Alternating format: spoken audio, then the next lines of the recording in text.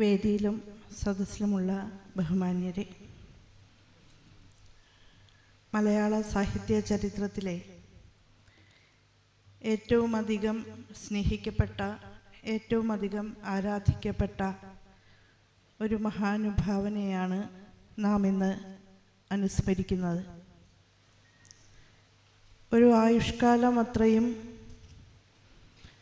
സാഹിത്യത്തിൻ്റെയും സാംസ്കാരിക മേഖലയുടെയും നടുനായകത്വം വഹിച്ച് നിലയുറപ്പിക്കാൻ ഒരാൾക്ക് സാധിച്ചുവെങ്കിൽ അദ്ദേഹത്തിൻ്റെ സർഗാത്മകത എത്രമാത്രമായിരിക്കണമെന്ന് വിശദീകരിക്കേണ്ടതില്ലല്ലോ. നന്നേ ചെറുപ്പത്തിൽ തന്നെ ഏറ്റവും മനോഹരമായ കഥകളാൽ മലയാളിയുടെ മനസ്സിൽ സവിശേഷമായ സാന്നിധ്യമായി മാറിയ ശ്രീ MT നാനാമുഖമായ വൈഭവങ്ങളാണ് പ്രകടിപ്പിച്ചിട്ടുള്ളത് എന്ന് വലിയ നഷ്ടബോധത്തോടെ ഈ സന്ദർഭത്തിൽ അനുസ്മരിക്കുകയാണ്.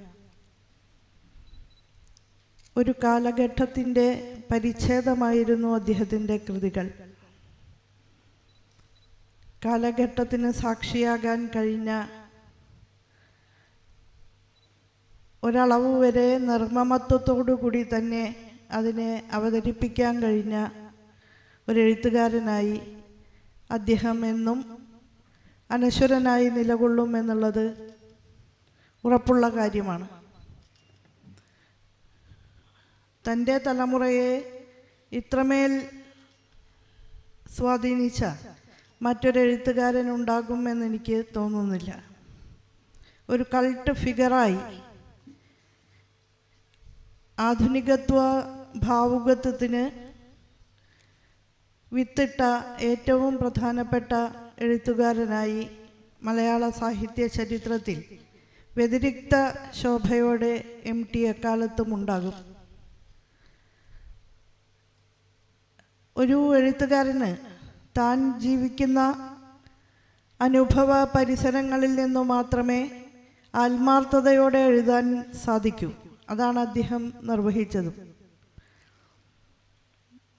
പഴയ ഫ്യൂഡൽ മൂല്യബോധത്തിൻ്റെ ഇരുളടഞ്ഞ നാലുകെട്ടുകൾ പൊളിച്ചെറിഞ്ഞ് കാറ്റും വെളിച്ചവും പ്രസരിപ്പിക്കുന്ന ആധുനികമായ ചെറുവീട് വയ്ക്കണം എന്നുള്ള ആ പ്രഖ്യാപനം, അതിനെ അക്ഷരാർത്ഥത്തിൽ തൻ്റെ കൃതികളിൽ പരാവർത്തനം ചെയ്യുകയാണ് MT ചെയ്തത്. തട്ടുതട്ടായി നിൽക്കുന്ന അസമമായ അധികാര ഘടനയ്ക്കകത്ത് എല്ലാ സാമുദായിക വിഭാഗങ്ങളും അതിൻ്റേതായ പ്രയാസങ്ങളും ധർമ്മസങ്കടങ്ങളും അനുഭവിച്ചിരുന്ന ഒരു കാലത്ത് ആ വ്യവസ്ഥയ്ക്കെതിരെ അതിശക്തമായ നിലയിൽ നിലപാട് സ്വീകരിച്ച ഒരു വ്യക്തിയായിരുന്നു എന്ന് സംശയരഹിതമായി ഈ സദസ്സിൽ കരുത്തോടെ തന്നെ പ്രഖ്യാപിക്കാൻ ഞാൻ ആഗ്രഹിക്കുകയാണ്. ഒരുപക്ഷെ നിർമാല്യം എന്ന സിനിമയിലെ അവസാന ആ സീൻ ഇന്ന് അതുപോലെ ഒന്ന് ചിത്രീകരിക്കാൻ ആർക്കെങ്കിലും ധൈര്യമുണ്ടാകുമോ എന്ന് എനിക്ക് അറിയില്ല. ആ നിലയിൽ നാലുകെട്ടുകൾ നിലനിർത്താനല്ല, അവ പൊളിച്ചെറിയാനാണ് വിഗ്രഹഭഞ്ജകനായിട്ട് തന്നെ നട്ടൽ ഉയർത്തിപ്പിടിച്ച് അദ്ദേഹം ശ്രമിച്ചിട്ടുള്ളത് എന്ന് ഞാൻ കരുതുന്നു. വിഗ്രഹഭഞ്ജകനും വിപ്ലവകാരിയുമായി തന്നെയാണ് ചില സന്ദർഭങ്ങളിൽ അദ്ദേഹം സംസാരിച്ചിട്ടുള്ളത്. ആളിക്കത്തുന്ന തീയെന്ന പോലെ അമർന്നു കത്തുന്ന തീയും അതിൻ്റേതായ കർമ്മം നിർവഹിക്കുന്നുണ്ട്. അപ്പോൾ അദ്ദേഹത്തിൻ്റെ കൃതികൾക്കും ഒരു ഉൾപ്രേരക സ്വഭാവം ഉണ്ടായിരുന്നു എന്നുള്ളത് വാസ്തവമായ കാര്യമാണ്.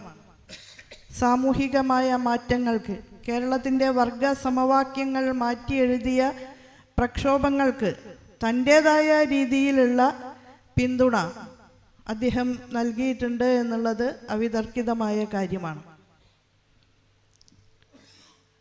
തൻ്റെ അനുഭവ പരിസരങ്ങളിൽ നിന്ന്, താൻ ജീവിച്ചു പോരുന്ന സന്ദർഭങ്ങളിൽ നിന്ന് വ്യത്യസ്തങ്ങളായിട്ടുള്ള കഥാബീജങ്ങൾ ഉൾക്കൊണ്ടുകൊണ്ട് അങ്ങേയറ്റം കൈയടക്കത്തോടു കൂടിയിട്ടുള്ള സമാനതകളില്ലാത്ത ശൈലിയിൽ മനസ്സിനോടെന്ന പോലെ ഒട്ടനവധി വൈകാരിക സന്ദർഭങ്ങൾ വായിച്ചെടുക്കാൻ കഴിയുന്ന നിരവധിയായ ചെറുകഥകൾ അദ്ദേഹം മലയാളത്തിന് സംഭാവന ചെയ്തിട്ടുണ്ട്. നമുക്കൊരിക്കലും വിസ്മരിക്കാൻ കഴിയാത്തവയായി അവ നമ്മുടെ ഹൃദയത്തിൽ ജീവിക്കുകയാണ്. നിന്റെ ഓർമ്മയ്ക്ക് എന്ന ഒരു കൊച്ചുകഥ വാക്കുകൾ കൊണ്ട് വിശദീകരിക്കാൻ കഴിയാത്ത സഹോദര ഭാവത്തെ വളരെ നിർമ്മലമായ രീതിയിൽ എങ്ങനെ ആവിഷ്കരിച്ചിരിക്കുന്നു. ഇരുട്ടിൻ്റെ ആത്മാവ്, വാക്കുകൾ കൂട്ടിച്ചൊല്ലാൻ കഴിയാത്ത മനുഷ്യരെ, അരികുവൽക്കരിക്കപ്പെട്ട ഇരുട്ടിൻ്റെ അറകളിലേക്ക് പലപ്പോഴും തള്ളിമാറ്റപ്പെട്ട നിസ്സഹായ ജീവിതങ്ങളെ ഏറ്റവും മനോഹരമായ നിലയിൽ ആവിഷ്കരിച്ച കൊച്ചുകഥ.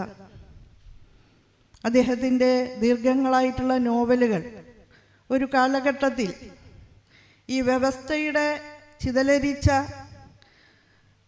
ആ നാലുകെട്ടുകൾക്കകത്ത് വീർപ്പ് മുട്ടി നിന്നിരുന്ന നായക കഥാപാത്രങ്ങൾ വിഹുലതകളിലൂടെ കടന്നുപോയി അസ്തിത്വം സംബന്ധിച്ച കുഴക്കുന്ന ചോദ്യങ്ങളിലേക്ക് കടക്കുന്നതിന് തൊട്ടു മുമ്പുള്ള ഒരു കാലഘട്ടത്തിൽ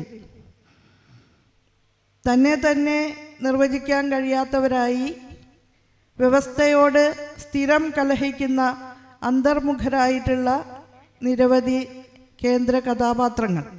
ഒരുപക്ഷെ MTയെക്കുറിച്ച് എപ്പോഴും പറയുന്ന ഒരു കാര്യം അദ്ദേഹത്തിൻ്റെ കഥകളിലെയും നോവലുകളിലെയും കേന്ദ്ര കഥാപാത്രം അത്തരത്തിലുള്ള പുരുഷനായിട്ടുള്ള ഒരു വ്യവസ്ഥയോട് കലഹിക്കുകയും വെറുപ്പ് എന്ന് പറയാവുന്ന രീതിയിൽ സേതുവിനെ പോലുള്ള കഥാപാത്രങ്ങളെയാണ് ഉദ്ദേശിക്കുന്നത്.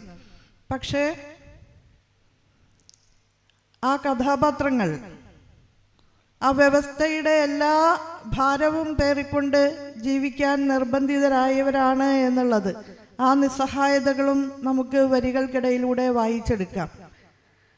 MTയുടെ സ്ത്രീ കഥാപാത്രങ്ങൾ ഈ പുരുഷ കഥാപാത്രങ്ങളോട് കൂട്ടിവെക്കപ്പെട്ടവരാണ് എന്നുള്ള ഒരു വിമർശനവും എക്കാലത്തും ഉണ്ടായിട്ടുണ്ട്. പക്ഷേ മഞ്ഞ എന്ന നോവലിൽ ഒരുപക്ഷെ മലയാള സാഹിത്യത്തിൽ അതുപോലൊന്ന് വേറെ ഉണ്ടോ എന്ന് എനിക്ക് സംശയമാണ്. ഒരു കാലത്തെ അക്ഷരത്തിൻ്റെയും വിദ്യാഭ്യാസത്തിൻ്റെയും മേഖലയിലേക്ക് കടന്നു വന്ന പുതുതലമുറക്കാരായ ഒരു വലിയ വിഭാഗത്തെ ഏറ്റവും അധികം സ്വാധീനിച്ച ഒന്നായി ആ നോവൽ പ്രവർത്തിച്ചു എന്നുള്ളതും തർക്കരഹിതമായ കാര്യമാണ്. എഴുത്തിൻ്റെ ലോകത്ത് എന്ന പോലെ തന്നെ ചലച്ചിത്രത്തിൻ്റെ മേഖലയിലും ദീർഘകാലം മാസ്റ്റർ പീസുകൾ സംഭാവന ചെയ്ത് എല്ലാവർക്കും പ്രചോദന കേന്ദ്രമായി നിലകൊണ്ട ഒരു വ്യക്തിയായിരുന്നു MT എന്നുള്ളത് ഈ അടുത്ത ദിവസമാണ് മലയാള സിനിമയുടെ ലോകത്ത് ഇന്ന് ഏറ്റവും തലപ്പൊക്കത്തോടെ നിൽക്കുന്ന മമ്മൂട്ടിയോട് വളരെ ആർദ്രതയോടുകൂടി അദ്ദേഹത്തിൻ്റെ കൈപിടിച്ച് നിൽക്കുന്ന MTയുടെ ആ ചിത്രം നമ്മുടെ എല്ലാവരുടെയും ഓർമ്മയിൽ ഇപ്പോഴുമുണ്ട് എന്ന് ഞാൻ കരുതുകയാണ്. എത്ര തേജോമയമായ ഒരു സാന്നിധ്യമായിട്ടാണ് മലയാള സിനിമാ മേഖലയിൽ MT പ്രവർത്തിച്ചിരുന്നത്. വൈവിധ്യപൂർണമായ തീമുകളിലൂടെയാണ് അദ്ദേഹം സഞ്ചരിച്ചിട്ടുള്ളത്. എഴുത്തിൻ്റെ കാര്യത്തിൽ എന്ന പോലെ എഴുത്തിൻ്റെ കാര്യത്തിൽ രണ്ടാമൂഴം എന്ന നോവൽ MTയെക്കുറിച്ച് സ്ഥിതവ്യവസ്ഥയുടെ സംരക്ഷകനാണ് എന്ന് എപ്പോഴും ചിലർ വിമർശിച്ചു പോരാറുണ്ട്.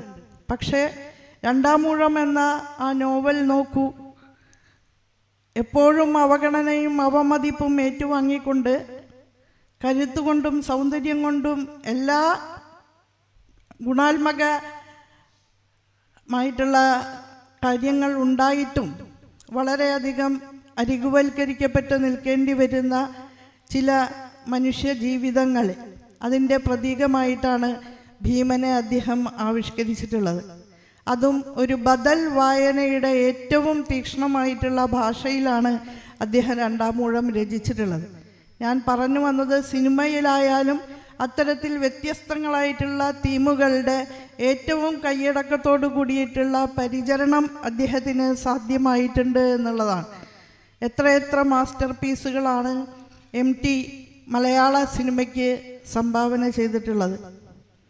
തിരക്കഥാകൃത്ത് എന്ന നിലയിലും ചലച്ചിത്രത്തിൻ്റെ മേഖലയിൽ ഏവർക്കും പ്രചോദനാത്മകമായിട്ടുള്ള സാന്നിധ്യം എന്ന നിലയിലുമെല്ലാം ജനപ്രിയമായ ഒരു മാധ്യമത്തിൻ്റെ എല്ലാമായി അദ്ദേഹം ദീർഘകാലം നിലകൊണ്ടു എന്നുള്ളതാണ്.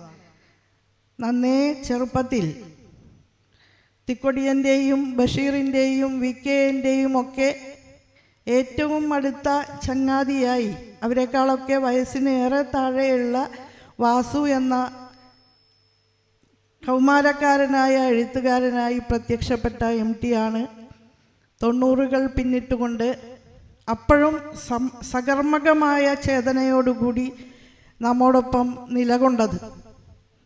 തിരൂരിലെ തുഞ്ചൻ പറമ്പിൽ ഏറ്റവും ചലനാത്മകമായ നിലയിൽ ജനങ്ങളോട് സംവദിച്ചുകൊണ്ട് പ്രവർത്തിക്കുന്ന